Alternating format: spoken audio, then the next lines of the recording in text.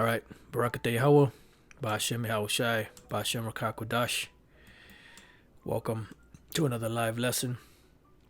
The name of this one is It Giveth Light unto all that are in the house.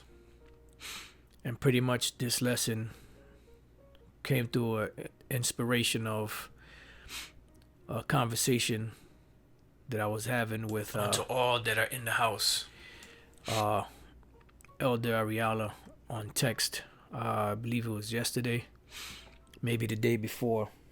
And pretty much, it was a statement that he made when we were talking about, the current situations that are going on in the world today, and how, he said that the brothers, around the world are on fire.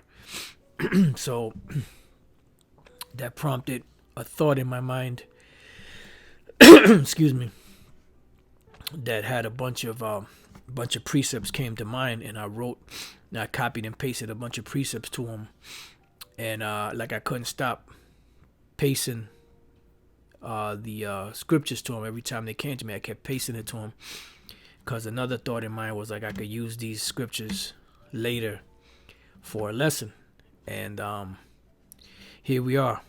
But before I go into that, I had made mention of this earlier about CEO departures begin 2020 at record pace, and it says the number of U.S. chief executive officers who lost or left their jobs in January set a monthly record of 219, more than any other month since outplacement firm Challenger, Gray, and Christmas began tracking the data in 2002. The previous record was 172 departures in October of last year. So I was listening to the news earlier this morning, and they were interviewing actually it was I think it was Jason A, or it might have been Jason A, and they were interviewing different CEOs, and the one CEO they were interviewing, he said that the company was in a great standing. They were doing great. So why would you, being a CEO that did nothing wrong, that were contributing to a business that you help build, you help grow, you help make money off of, you help further in their endeavors, and the company is doing great and you're making money off of it, why are you opting to resign from that great company if you weren't kicked out, or if there wasn't something that you did, or maybe found a better job, And the conclusion is that these CEOs that are in these top businesses, they are all a part of that the Fortune 500 families, and they know that there's a shitstorm coming, and this is why they are opting to move out of the way.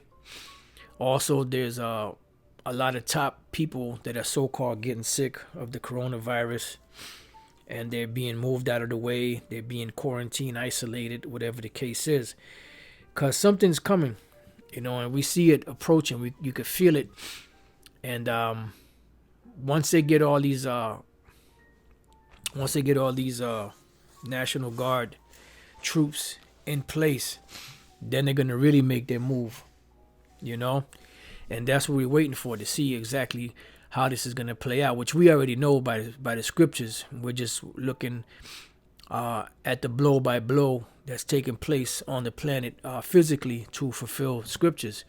And I typed in the number of people that resignated, these CEOs, and I ran across this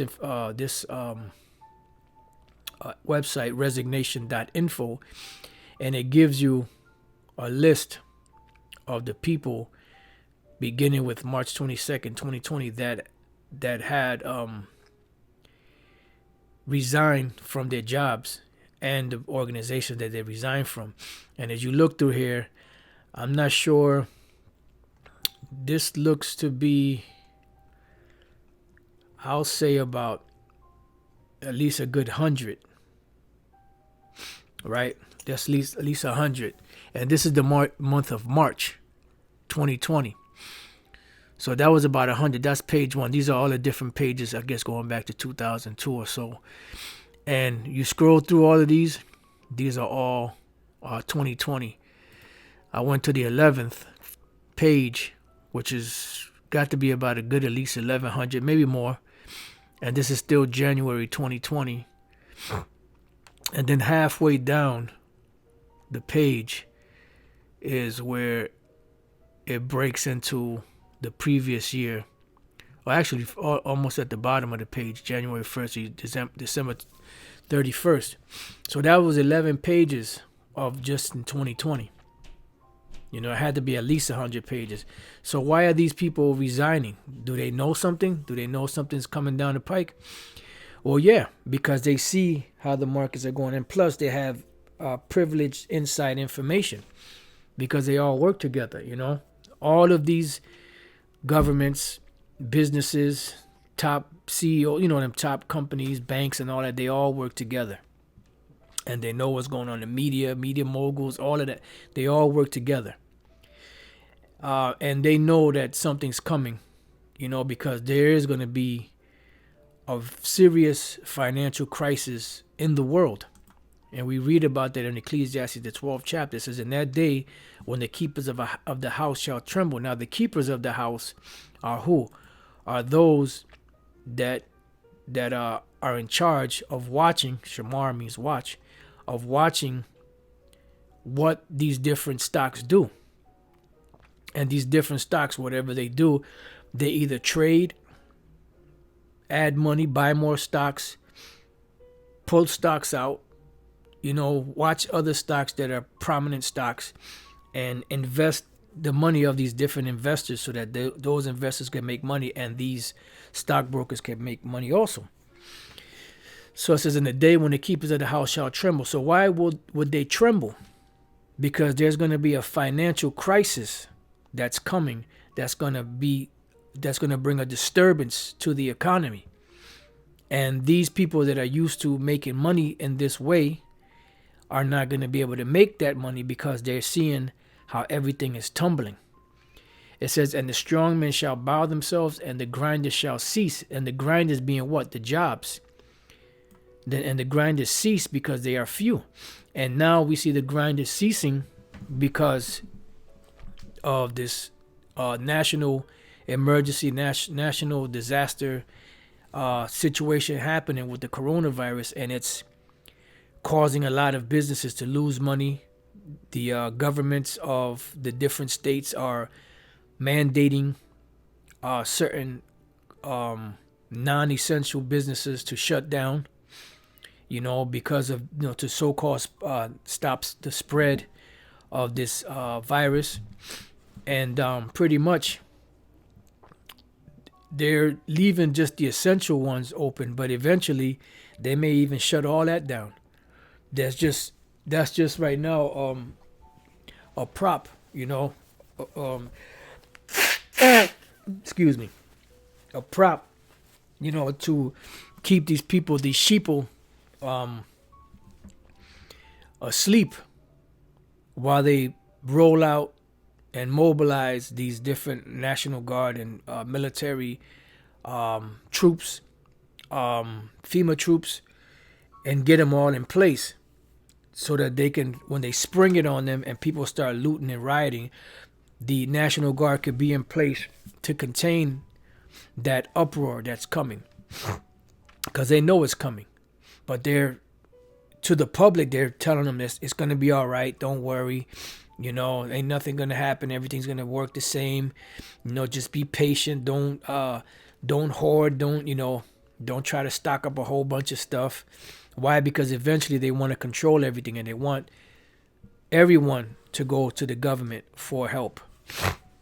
It says, and those that look out of the windows be darkened. And the ones that look out of the window, what? Those financial windows, the futures for these different stocks, the different companies, because that's how a lot of these people make money, and this is how the economy is stimulated. by people buying stuff, people putting their money out there and buying from different stores, keeping the economy going. But now that a lot of people are not really going out that much, except for food wise or toilet tissue and water, those markets are they killing them. They're getting paid. All these different food warehouses and all that. These companies that make food, they're getting paid. You know.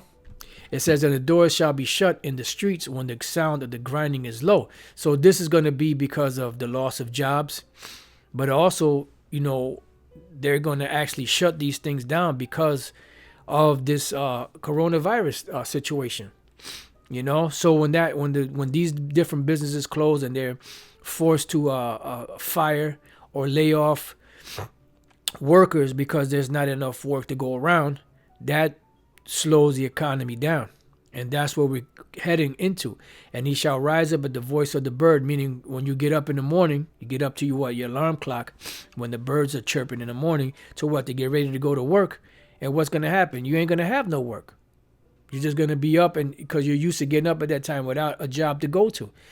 And these places that are having people work from home, eventually all that's going to probably be shut down. It says, and all the daughters of music shall be brought low, and that's dealing with the festivities of America, but it's also dealing with the actual music and the quality of music that's being made today. It says also, when they shall be afraid of that which is high, which is who? The Most High, Yahweh Bashem Al Shai, and shall fear, and fears shall be in the way.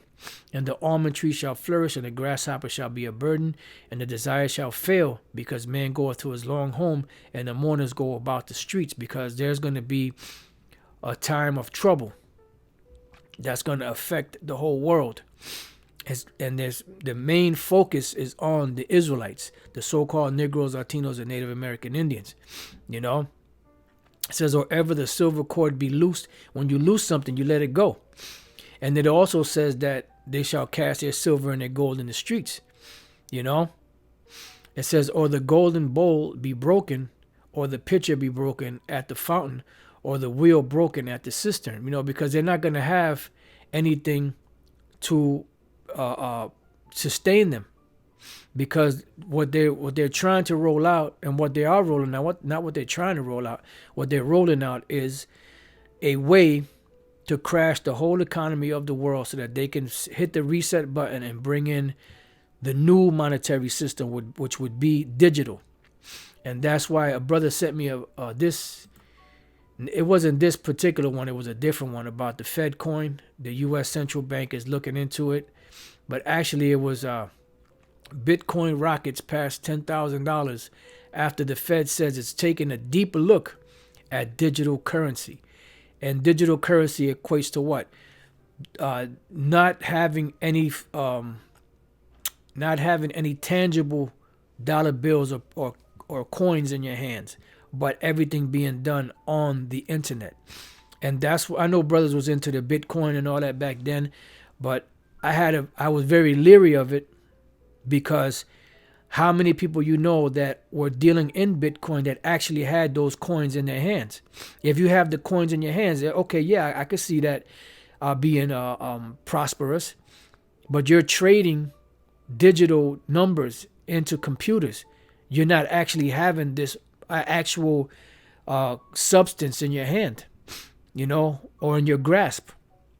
And that's why I was leery about it. So this digital currency will pretty much work into the microchip, So that's the bottom line. They're pushing the especially now with this coronavirus, they're pushing currency being the so-called money, the dollar bills, FRNs, and the coins and all that. They're so dirty. We got to get rid of them, and they're going to go around. According to certain sources, the Fed is going to go around testing the money, and the one that's infected with the virus, they're going to destroy and blah, blah, blah, this, that, and the other. So everything that they're doing is working towards them being able to bring in this microchip, which is the mark of the beast. And we read about that in Revelation, the 13th chapter, and many other books in the book of Revelation, because that is the currency for the world that they want to bring in and for their new world order, because they want a one religion, one government, with one set of rules or laws, one monetary system.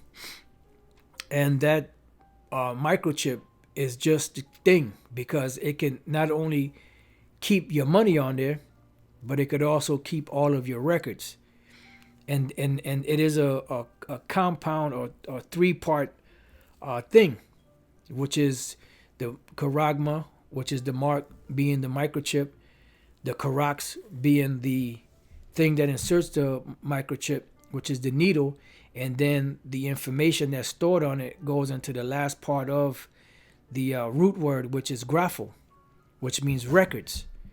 And that's what's stored on the mark of the beast. Inside of the mark of the beast, you have a battery that constantly recharges, but you also have information, records that are kept in there. The person's name, their gender, their age, their sexual preference, more than likely, their criminal record, their medical records, their financial records, so on and so forth. And everything would be stored on that chip. And that's what they're trying to push. And that's why you keep seeing stuff about digital currency. Let's make a way to where people can be safe and not have to touch this dirty money. And that's why there was a dude I used to watch that I stopped watching. This guy, Florida McKee, that brothers was speaking about. I stopped watching him because I kept hearing when the Ebola thing was out, he kept saying, "Oh, the dirty money is so dirty," and I said, "Yo, this guy is an insider," because that's what the international bankers are pushing, is that mark of the beast. And matter of fact, we're going to get that scripture in Revelation 13. We've read it 1,000 times. We'll read it 1,000 more times. Revelation 13 and 16. And he calls it all, both small and great, rich and poor. And this is it. It's rich and poor also. Small and great, rich and poor, free and bond. So no matter what, no matter if you're free, no matter if you're a prisoner, bound, if you're rich, if you're poor, if you're small, if you're great, to receive a mark in their right hand or in their foreheads. Why? Because this not only will have your medical records on it and your personal, information, but also your financial records. And that's why they used the credit card as a way to segue into the chip. Because when you had credit cards back then, not many people had credit cards. Most people use cash.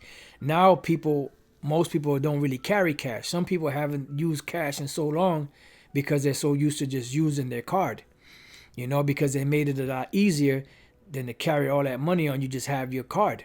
So eventually they want to transition from the card into the chip, into the hand. And that's where they got people now used to, through gradualism, the word chip in your credit card. Or put the chip in it. Then you got certain places where you could just swipe it.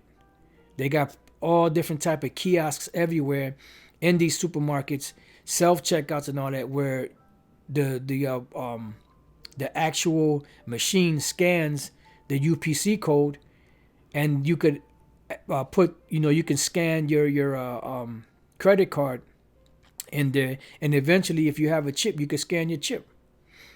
And that's what it's all about. It's about making everything digital. It says, and that no man might buy or sell. See, and this is the key. One of the keys besides tracking is to be able to buy or sell. Because this is how they set it up. If you have dollars and coins, you could buy or sell. If you have credit cards, debit cards, EBT cards, you can buy or sell. But eventually, when these things are phased out, the only way you're going to be able to transact and do any transaction is with the microchip, and which is the mark of the beast. And there was a movie, I always forget the name of it. I don't know if it was Transition, something like that. It was some movie that that we watched, and the people went inside this building, and the building turned around, and they were in the future. And in the future, the guy went to the store to order some part for his phone or something like that, and he tried to use a credit card, and they wouldn't allow him to use a credit card because that system of the credit card was obsolete by the time their future took place. So eventually, he didn't realize it. Eventually, he swiped his hand, which he had the microchip in his hand. And that's the future of everything, is they want the microchip in people's hands to be able to do all of these things that you do now with different individual things. So it says that no man might buy or sell save he that had the mark or the name of the beast or the number of his name. Here is wisdom. Let him that hath understanding count the number of the beast. And the beast is NATO and the EU. America included in that. This whole beast system. It says, for it is a number of a man, and his number is 600 So when you break down 666, the Greek characters for 666 is chi, psi, stigma. Number 6. Number 6, sex means to cut, and stigma means something that's imprinted inside of you, where ancient soldiers bore the name of their generals or whatever the case was, or their legions or whatever the case was, and people that were slaves were branded, So this is the modern day branding of the slave, which is the mark of the beast, which is the microchip. And when people get that microchip, what's going to happen is they're going to make themselves a perpetual slave to the international bankers who are rolling out this system of the mark of the beast. And this is why they're pushing so hard for digital currency or a cashless society, because it fits the prophecy. And they are the beast, And like I said, the conversation that I was having with Elder Ariala on a text, he gave me the idea to do this lesson, which we're going to get into the scriptures now.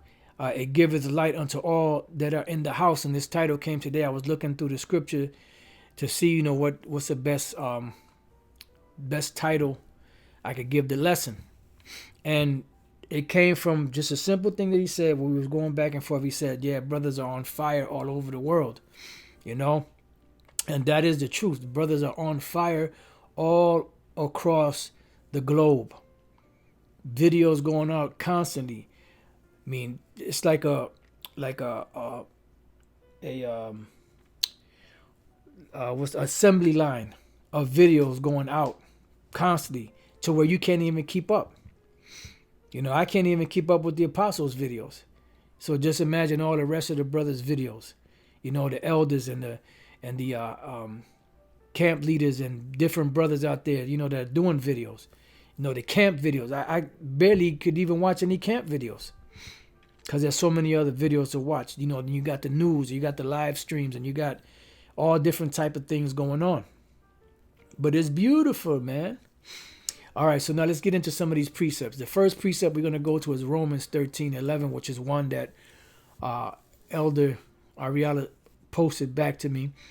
It says, and that knowing the time, that now it is high time to awake out of sleep. And we're at the point now where there is no excuse.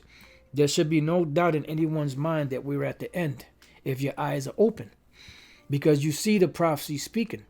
Everything is crystal clear. Everything is becoming clearer and clearer as each day goes by.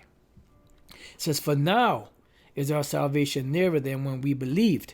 Now, this was written 2,000 years ago, but this rings so much clearer now because we actually see all of these things happening in place. We see the beast is in place. The beast came back, the deadly wound was healed.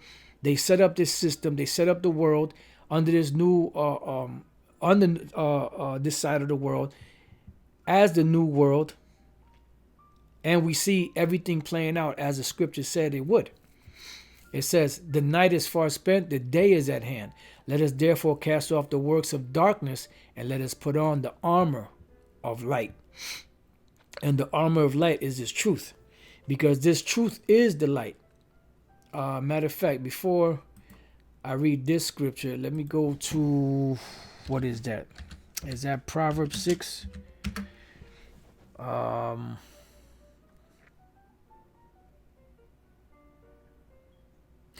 Proverbs 6:23. For the commandment is a lamp, and the law is light, and reproofs of instruction are the way of life. So we have the privilege to have this light, to have the torches, to have our lights lit. No, the candle of our understanding lit. It says to keep thee from the evil woman, from the flattery of the tongue of the strange woman, which are what? These different philosophies, these different so-called Christian scholars, so-called Christian pastors, so-called different religions that are pushing out their fake Christianity, their fake form of doctrine, their fake gospel. You know? So this is the light here. And this light, this Bible, which is the light, is given to the men of the Lord. Let's go to Isaiah chapter 8 and verse 20. It says, to the law and to the testimony, if they speak not according to this word, it is because there is no light in them. See, so this word is that light, because this word is Yahushai. Let's go from there to St. John chapter 14.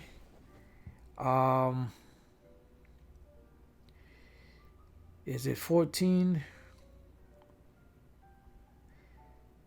Is it 14 and 6? No, that's not it. Let's see. Just bear with me 1 second.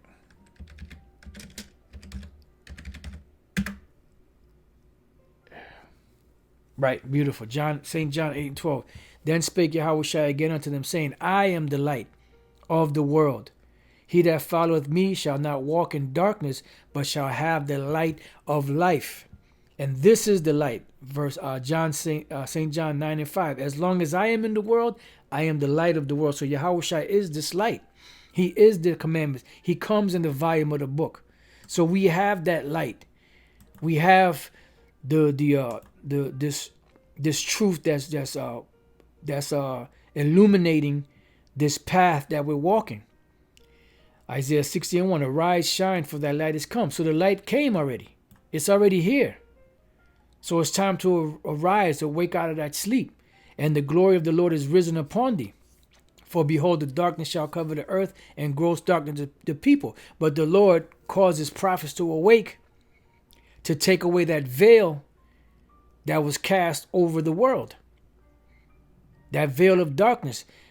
But now that veil of darkness that's cast over the world, there have been some that have waken up from him. There's certain Israelites that are waking up from it.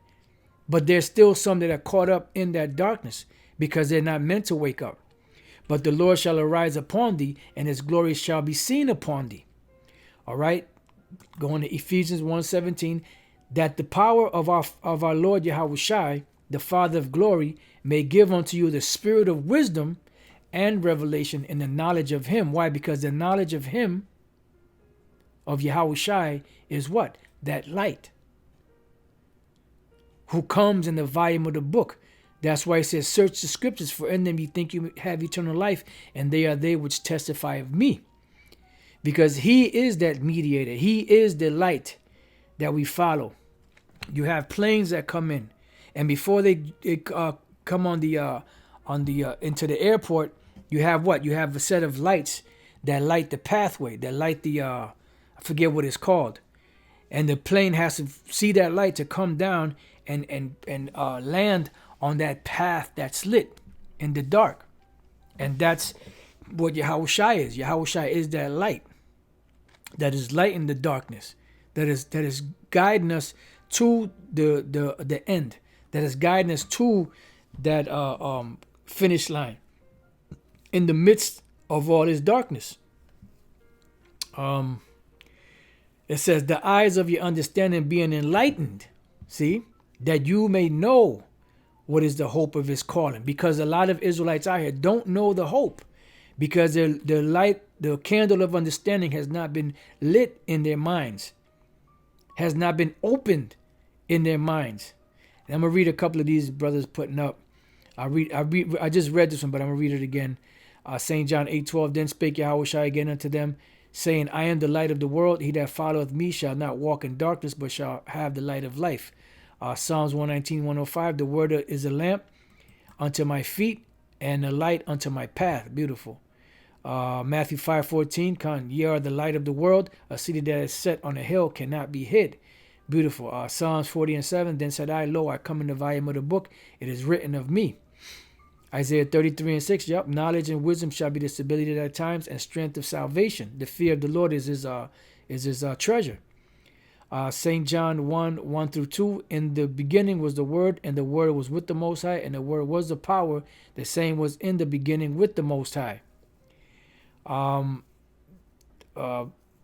Revelation 3:18. I counsel thee to buy of me gold tried in the fire, that thou mayest be rich, and white raiment, that thou mayest be clothed, and that the shame of thy nakedness do not appear, and anoint thine eyes with eye salve, that thou mayest see. That's right. Reading on in St. John, all things were made by him, and without him was not anything made that was made. And pretty much, I believe it goes on to say that he's that light. In him was life, and the life was the light of men. Beautiful. That's it. So in him, in Yahushua, was life, and the life that's in Yahushua is the light of men. That's our light. All right. So Ephesians 1:18, the eyes of your understanding being enlightened, that you may know what is the hope of his calling, and what the riches of the glory of his inheritance in the saints. And that's the bottom line. All right, this is a good one too. Psalms 119:105. Thy word is a lamp unto my feet, and a light unto my path. All right. So now let's go from there to the book of Proverbs, and this is not Proverbs. St. John, chapter 16:33, and this is why brothers are so elated right now, and their lights are shining bright.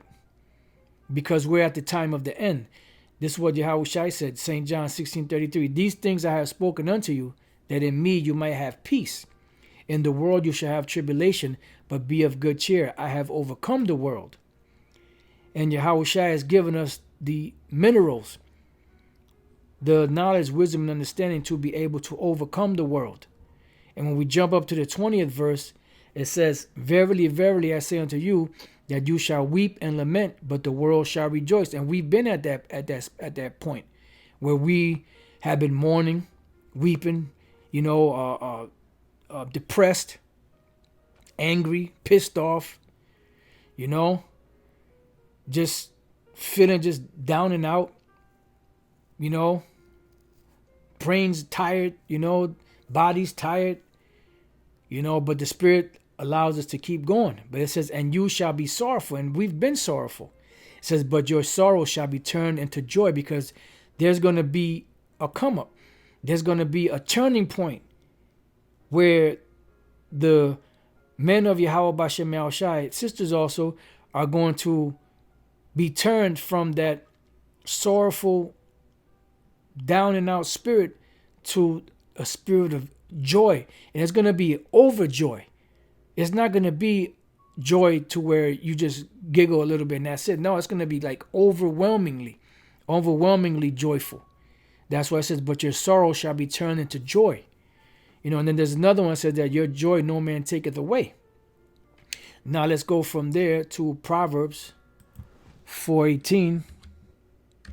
And I'll try to get more of these precepts that brothers are putting up when I get a chance. Beautiful. Let me read this one that the elder Manat Zagba put up. 2 Ezra 14:25.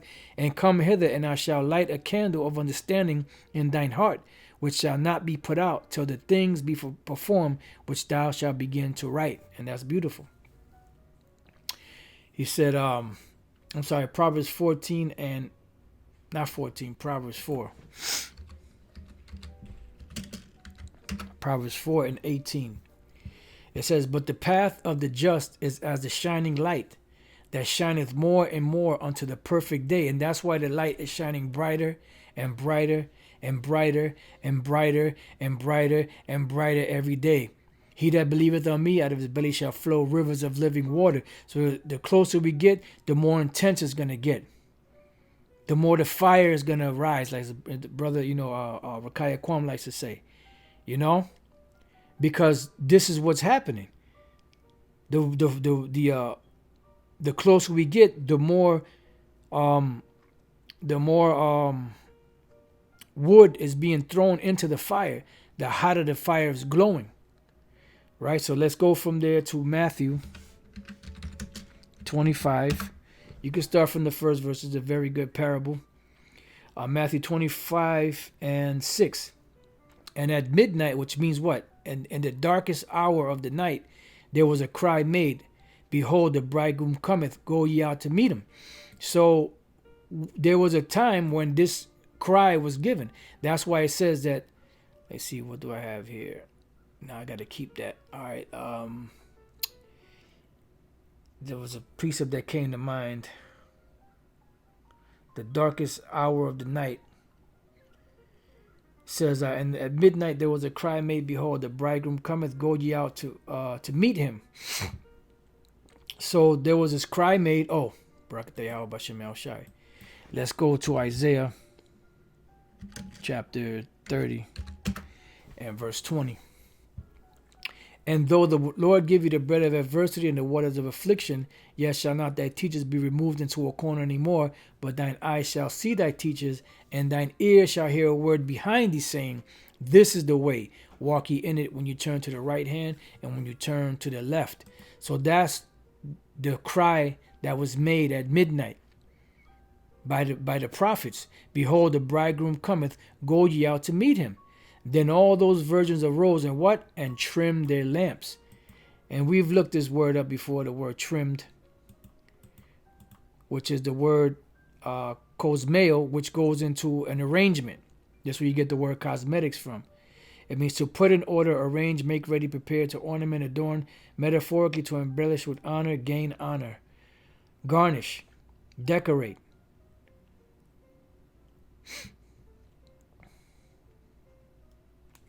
All right, let's go back. So they trimmed their lamp. I'm sorry, I hit the wrong one. I didn't hit trimmed.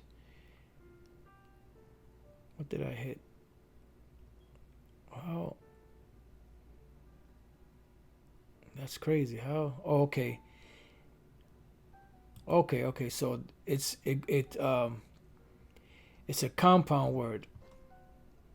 It's a compound word, which this way is ekos mesan. Ekos mesan.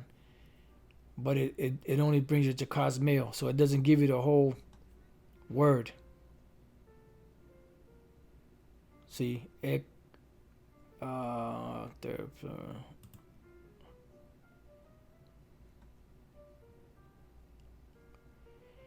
doesn't really give you cosmeon. Yeah, it just goes. All right, so it just goes to cosmeo. So then all those virgins arose and trimmed their lamps. So the lamp of the wise virgins kept burning bright, but the lamp of the foolish virgins went out. So let's go from there to St. Luke. We may come back to this, but let's go to St. Luke 11:36. And this is just off of a text, through the Spirit, and this is how lessons are built. It could be a title. It could be something a brother says and trigger something in you. He might do a lesson. It might be something he might read that'll trigger a thought in your mind. So, you know what? Let me write that down. That's a good idea. And a whole bunch of scriptures might come, and that's how lessons are built. St. Luke 11:36. It says, take heed, therefore, 36. If thy whole body, therefore, be full of light, having no part dark, the whole shall be full of light, as when the bright shining of a candle doth give thee light. And that's what's happening right now. The candles are burning bright. They're burning brightly. So now let's go to the same book, to the 12th chapter, which is the next chapter over, and the 35th verse. It says, let your loins be girded about, and your lights burning. And what are the loins speaking about? Speaking about the loins of your mind and your lights burning. Why? Because the light has to be burning because you have the elect out there that are still seeking the light. And when they see the light, they start walking towards the light. That's why Yahweh Shai said, and I, if I be lifted up, will draw all men unto me. And that's what's happening right now. Those lights are burning in the men of the Lord. And Jake out there that's a part of the elect, they're seeing it. Now the 2/3 are seeing it too, but the 2/3 are making mockery of it. You know, it says, and ye yourselves like unto men that wait for their Lord, when he will return from the wedding, that when he cometh and knocketh, they may open unto him immediately. And what does that mean? That means when Yahweh Bashem Yahweh Shai is supping, brothers, listen and pay attention and do. It says, blessed are those servants whom the Lord, when he cometh, shall find watching. Verily I say unto you, that he shall gird himself and make them to sit down to meat, and will come forth and serve them. See, and this is the marriage supper of the Lamb. Now, let's go from there to Matthew. Brother just put this up not too long ago. Matthew chapter 5, verse 14. It says, ye are the light of the world.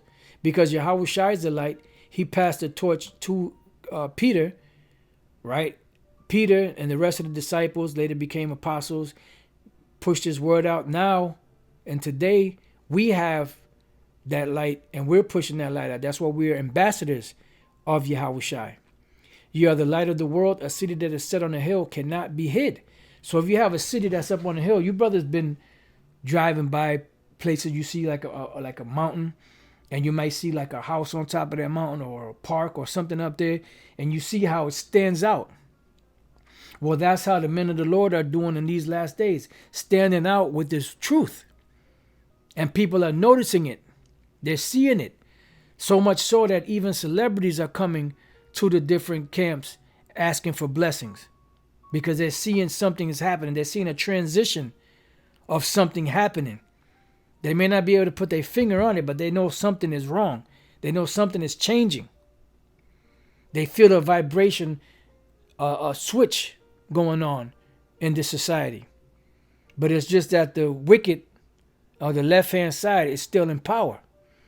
So the righteous hand can't rule because the wicked hand is there. Two kings can't sit on the same throne. It says, neither do men light a candle and put it under a bushel, but on a candlestick, and it giveth light unto all that are in the house. And that's the name of this lesson.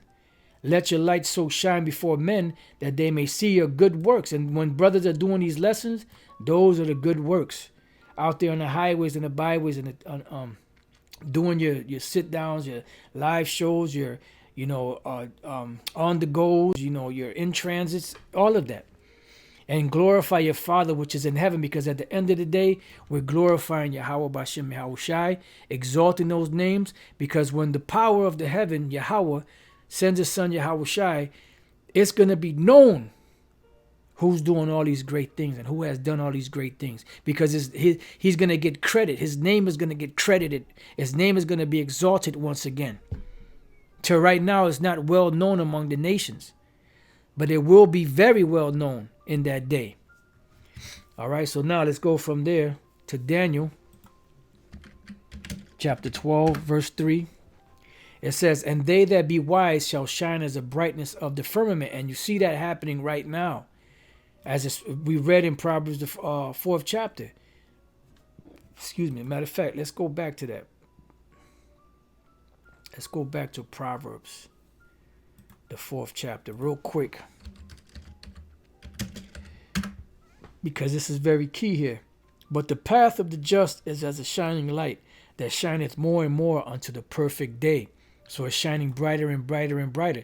It says, and they that be wise shall shine as the brightness of the firmament, and they that turn many to righteousness as the stars forever and ever. And this is what's happening, because this is cementing the future. Because the men that endure this thing to the very end will receive a crown of life, will receive everlasting life, but will also receive a great name. And when they read about you, they're going to read about all the great things that you did on this side. And that's going to be No, the righteous shining as the stars, as the brightness of the firmament. All right. Now let's go from there to Psalms 19:7. The law of the Lord is perfect, converting the soul. The testimony of the Lord is sure, making wise the simple. The statutes of the Lord are right, rejoice in the heart. The commandment of the Lord is pure, enlightening the eyes. And the last scripture I have is Matthew chapter 13 and verse 43. And it says, then shall the righteous shine forth as the sun in the kingdom of their Father. Who hath ears to hear, let him hear. Because right now, what are we doing? We're getting a taste of what it's going to be like in the kingdom. In this lower state that we're in, the Lord is magnifying us because he's magnifying himself. You see? Because his name is riding on all this stuff. And this is why we're able to do the things that we do and teach the way we teach, because the Most High's name is riding on this. There's nothing special that we've done, but the Lord has to fulfill his word, his will. He has to magnify his name, just like he did magnify his name when we came out of Egypt. And that those great plagues and all the great things that the Lord did for us rang throughout all the nations. And that's why they were so scared of us. That's why they lauded us. They praised us. They gave us, we were had in awe in front of them. But now we fell and became a proverb among them, to where they look at us with disdain. But we're starting to gain that glory back, even in this lower state. But in the kingdom, it says, then shall the righteous shine forth as the sun in the kingdom of their Father. Who have ears to hear, let him hear. And this is why, like the brother said, he said, brothers are on fire right now. But that's the fire of the Spirit. That's that roaring fire, that roaring zeal from Yahweh Bashem Yahweh Shai that's in us. That's in brothers who do this. That gets you excited, gets you all worked up, when we get involved in the truth and teaching this word. Because it's the Lord's Spirit. That's why Elder Apostle Tahar always says that the Bible is a living document. It's a living, breathing document. And it's constantly moving. It's constantly growing. And that's why we're to grow with it. Because the scriptures say that we are living stones. And that we're supposed to drink the milk that we may grow thereby. Because there's a thing called edifying, which means to build. You see? And it grows and grows and grows. And that's why the fire is burning so bright. And brothers are so on fire. Right, that's a good one. Focus. The word focus means fire also. Focus means fire. When you look up the word focus, it means fire. I believe in Spanish you have something called foco, which means a light. So, oh boy, a bug out. Oh man. Hey, so with that's pretty much it. I mean, go on for days with this, just with the topic on on the name of the lesson. It giveth light unto all that are in the house, and the house is what? Israel, but it's really the elect, which is the house of David, the tabernacles of David. So with that, I pray that you brothers have been edified. Until the next time I say shalom.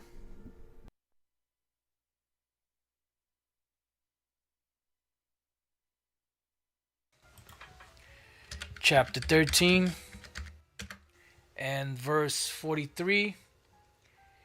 And it says, then shall the righteous shine forth as the sun in the kingdom of their Father. Who hath ears to hear, let him hear. Because right now, what are we doing? We're getting a taste of what it's going to be like in the kingdom. In this lower state that we're in,